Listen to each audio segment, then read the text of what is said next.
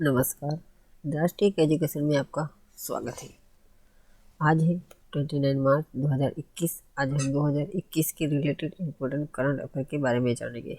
तो राष्ट्रीय एजुकेशन की तरफ से आप सभी लोगों को होली की ढेर सारी शुभकामनाएं। आपकी लाइफ ऐसे भी रंग के खुशियों से भरे रहे। तो चलो हम बढ़ते हैं अपने अगले करंट अफेयर के बारे में। जैसे कि श्रीलंका हाल ही में चीन के साथ 3 साल के लिए मुद्रा विनिमय समझौते पर हस्ताक्षर किया है। उसकी राशि कितनी है? तो इसका बिल्कुल सही आंसर है $1.5 मिलियन राशि आंकी गई है। जैसे कि श्रीलंका के बारे में जान लेते हैं। श्रीलंका की स्थापना 4 फरवरी 1948 को हुई थी। इसकी राजधानी है कोलंबो यानी कि श्री वैद्यपुरा कोटे। इसके राष्ट्रपति हैं गोतबाया राजपक्ष। प्रधानमंत्री है महिंदा राजपक्से।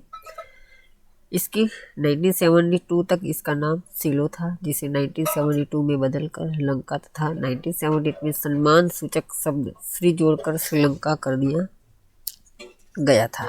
जैसे कि इसका मुख्य उद्देश्य दोनों देशों के बीच द्विपक्षीय व्यापार और प्रत्यक्ष निवेश को बढ़ावा देना है। सेंट्रल बैंक ऑफ श्रीलंका और पीपल्स बैंक ऑफ चाइना के साथ एग्रीमेंट साइन हुआ है। ये समझौते 3 साल के लिए वैध है। चीन जो श्रीलंका के लिए आयात का सबसे बड़ा स्रोत माना गया है। भारत का कौन सा राज्य टीबी मुक्त घोषित करने वाला देश का पहला केंद्र शासित राष्ट्र बन गया है? तो इसका बिल्कुल सही आंसर है बी, यानी कि लक्षद्वीप देश टीबी मुक्त करने वाला देश का पहला केंद्र शासित राज्य बन गया है।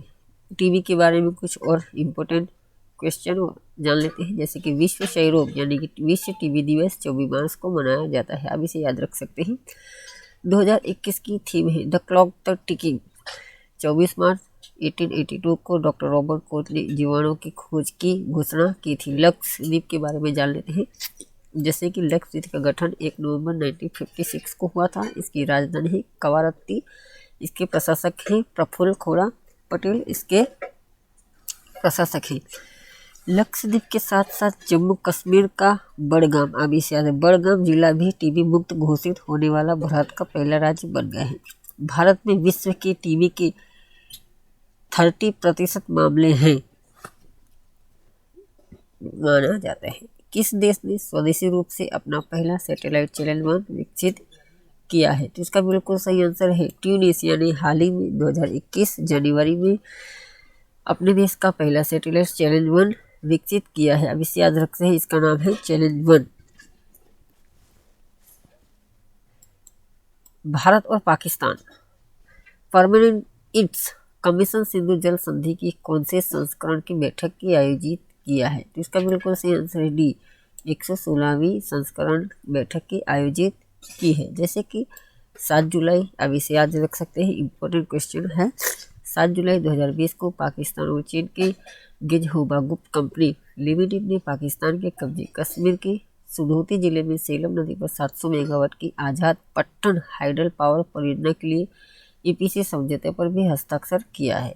भारतीय प्रधानमंत्री जवाहरलाल नेहरू ने पाकिस्तान के राष्ट्रपति अयूब खान ने 96 में कराची पाकिस्तान में हस्ताक्षर किए थे।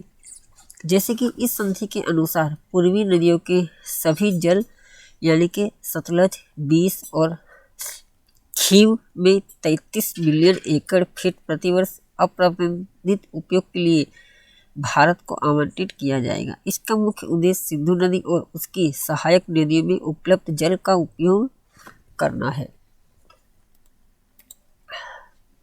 किस देश ने भारत द्वारा वित्त पोषित पियावाई होम फॉर वर्नरेबल चिल्ड्रन का उद्घाटन किया है? तो इसका बिल्कुल सही आंसर है, यानी कि मालदीव ने हाल ही में इसका उद्घाटन किया है। मालदीव के बारे में जान लेते हैं। इसकी राजधानी है माले। राष्ट्रपति है सोलिह। उपराष्ट्रपति है अब्दुल्ला जिहाद।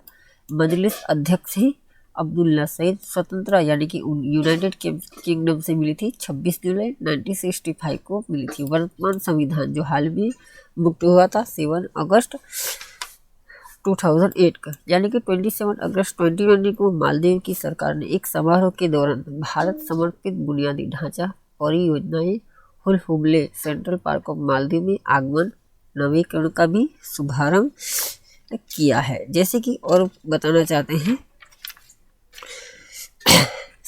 27 जुलाई 2020 को ये समझौता किया था। सेरोस ने किस बैंक के साथ महिला उद्यमियों के समर्थन देने के लिए एक ट्रक यानी कि यस एसेंस प्लस लॉन्च किया है? या कि यस एसेंस लॉन्च किया है। तो इसका बिल्कुल सही आंसर है यस बैंक के साथ ये समझौता किया है। जैसे कि कुछ और बैंक के बारे में जान लेते हैं। आईसीआईसीआई बैंक जो 2020 में आईसीआईसीआई बैंक ने आईसीआईसीआई माइंड व्यापक प्रोग्राम भी लॉन्च किया था। एचडीएफसी बैंक के बारे में जान लेते हैं। एसएमई के लिए भारत का सर्वश्रेष्ठ बैंक एशियाई बेस्ट अवार्ड से सम्मानित किया गया है। यस बैंक के बारे में कुछ जानकारी साझा कर लेते हैं। जैसे कि इसके एमडी और सीईओ है प्रशांत कुमार। स्थापना हुई थी 2004 में। इसका मुख्यालय है मुंबई। इसकी टैगलाइन है एक्सपीरियंस और एक्सपर्टीज। 13 जनवरी 2021 को यस बैंक ने यस बैंक वेलनेस और yes bank wellness plus credit card launch करने के लिए आदित्य बिरला वेलनेस के साथ साझेदारी की थी। जैसे कि इसका मुख्य उद्देश्य यह है कि महिला उद्यमियों को सफल स्केलेबल और टिकाऊ व्यवसाय के लीक में प्रोत्साहित करना है। एक विश्वसनीय समुदाय का निर्माण किया जो महिला उद्यमियों को असाधारण व्यवसाय बनाने में सक्षम बनाना है।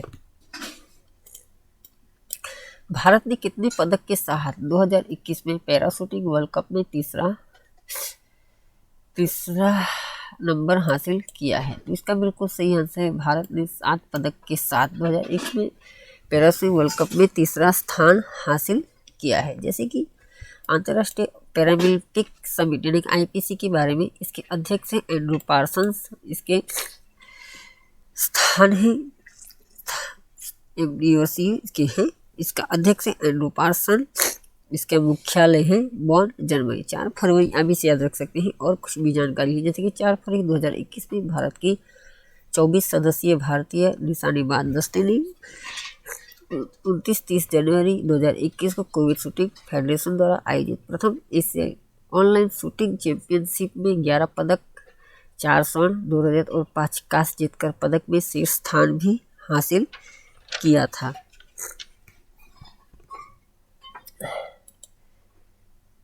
भारत की पहली कौन सी राज्य की सरकार ने चालित पशु चिकित्सा एम्बुलेंस नेटवर्क की स्थापना की है? इसका बिल्कुल सही आंसर है डी, यानी कि आंध्र प्रदेश सरकार ने चालित पशु एम्बुलेंस नेटवर्क की स्थापना की है।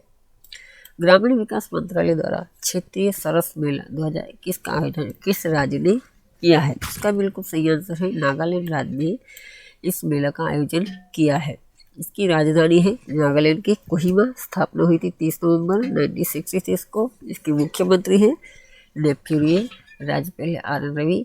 उच्च न्यायालय गुवाहाटी उच्च न्यायालय है। मुख्य न्यायाधीश जस्टिस सुधांशु धूलिया है। पोर्टल यानी कि गवर्नमेंट पोर्टल है ई कॉमर्स प्लेटफॉर्म येलो चैन इसकी ये पोर्टल है। जैसे कि अंतर्राष्ट्रीय की है अंतर्राष्ट्रीय बौद्धिक संपदा सूचकांक यानी इंटरनेशनल इंटेलेक्चुअल प्रॉपर्टी इंडेक्स 2020 में कौन सा देश पहले स्थान पर रहा है? तो इसका बिल्कुल सही आंसर है बी, अमेरिका 2020 में बौद्धिक संपदा सूचकांक में पहले नंबर पर रहा है। और कुछ देश के बारे में जान लेते हैं जैसे ब्रिटेन का जो दूसरे स्थान पर था, स्वीडन जो उसका स्थान तीसरा था, फ्रांस जो चौथे स्थान पर रहा है। विश्व बौद्धिक संपदा संगठन का मुख्यालय जिनेवा स्विट्जरलैंड स्थित है। स्थापना हुई थी 14 जुलाई 1968 को। इसके अध्यक्ष हैं डैरन टेग। इसके अध्यक्ष हैं। जैसे कि अंतर्राष्ट्रीय बौद्धिक संपदा सूचकांक में भारत फिसलकर 40वें स्थान पर पहुंच गया है। अब इसे भी याद रखते हैं भारत का स्थान 40वां है। बौद्धिक संपदा के बारे में कुछ जान लेते हैं। बौद्धिक संपदा किसे कहते हैं? जैसे कि किसी व्यक्ति या संस्था द्वारा सूजित कोई रचना, संगीत, साहित्यिक कृति, कला, खोज, डिजाइन आदि उस व्यक्ति अथवा संस्थाओं को बौद्धिक संपदा कहलाती है। किस देश में दुनिया की पहली शिप टनल बनाई जाएगी? तो इसका बिल्कुल सही आंसर है सी, यानी कि नॉर्वे में इसकी दुनिया की पहली शिप टनल बनाई जाएगी। नॉर्वे के बारे में जाने की स्वतंत्र हुई थी ईस्वी सन 872 में। इसका संविधान 17 मई 1894। इसकी राजधानी ओस्लो। राजशाही है हेराल्ड पंचम। प्रधानमंत्री हैं एर्ना सोलबर्ग। स्टार्टियम अध्यक्ष हैं थराबगोन जेकलिन इसके स्टार्टिय अध्यक्ष हैं। नॉर्वे के तटीय प्रशासन ने दुनिया की पहली शिप टनल के निर्माण पर काम शुरू किया है। इस सुरंग को स्टेड शिप सुरंग इसे याद रख सकते हैं। इस सुरंग का नाम है स्टेड शिप सुरंग के रूप में डब किया गया है और इसको इस उत्तर पश्चिमी नॉर्वे पहाड़ी में बनाया जाएगा। भारतीय विशिष्ट प्राधिकरण UIDAI के नए CEO के रूप में किसे नियुक्त किया गया है? तो इसका बिल्कुल सही आंसर है डी, यानी कि सौरभ गर्ग को हाल ही में CEO के रूप में नियुक्त किया गया है। UIDAI के योद्धा, इसका फुल फॉर्म है unique identification authority of India है। इसकी स्थापना हुई था 2009 में। इसके चेयरमैन हैं जी सत्यनारायण। इसके CEO हैं पंकज कुमार। इसके CEO हैं जैसे कि सौरभ गर्ग के बारे में जाने। सौरभ गर्ग जो 1991 बैच के IAS अधिकारी जो उड़ीसा में कार्यरत हैं। मंत्रिमंडल की नियुक्ति समिति ने गर्ग की नियुक्ति को मंजूरी दे दी है। देखो अपना प्रदेश अभियान की शुरुआत हाल ही में किस राज्य सरकार ने की है? तो इसका बिल्कुल सही आंसर है अरुणाचल प्रदेश के ने हाल ही में इस अभियान की शुरुआत की है। अरुणाचल प्रदेश के बारे में जान लेते हैं। इसकी राजधानी है ईटानगर। इसका गठन हुआ था 20 फरवरी 1987 को। मुख्यमंत्री हैं पेमा खांडू। राज्यपाल हैं BD मिश्रा। हाल ही में इसे याद है, हाल ही में पक्के पागा हॉर्निवल फेस्टिवल मनाया गया है। अब इसे याद रख सकते हैं 2021 में। इटू मिस्मी एक कपड़ा है जो बहुत फेमस है। इटू मिस्मी कपड़ा को GI टैग भी दिया गया है। जैसे कि उत्तर प्रदेश है, उत्तर प्रदेश की में जान लेते हैं जो गरीबों के लिए affordable rental housing and complex की योजना भी शुरू की है उत्तर प्रदेश सरकार ने।